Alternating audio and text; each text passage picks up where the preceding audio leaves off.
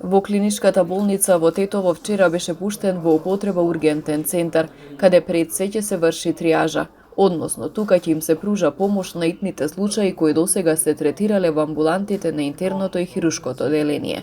Министерот за здравство Фатмир Меджити со директорите Плум Вела и Блерим Османи пресекоа црвена лента со цел на свечен начин да го означат почетокот на работа на ургентниот центар.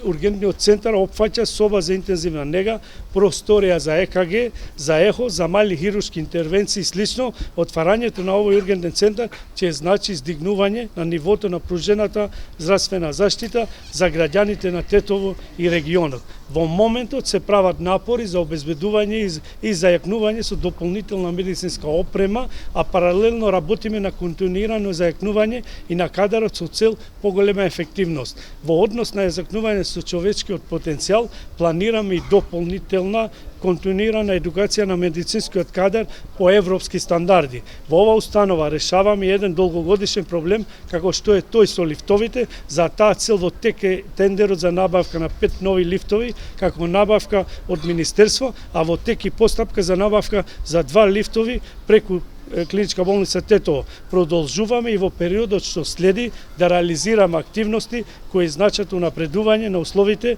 за третман на пациентите.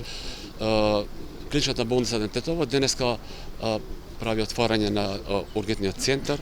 Ургентниот центар, знаете и вие, дека е еден далечен сон, што сега би требало да биде реален.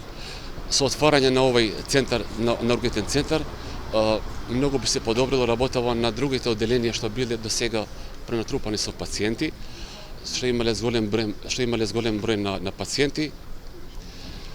Ова отварање на ургентен центар е еден од тие проективе за што се одвиват и понатаму. Други проекти имаме отварање на регулирање на паркингот, исто во склоп на Клиничката болница Тетово.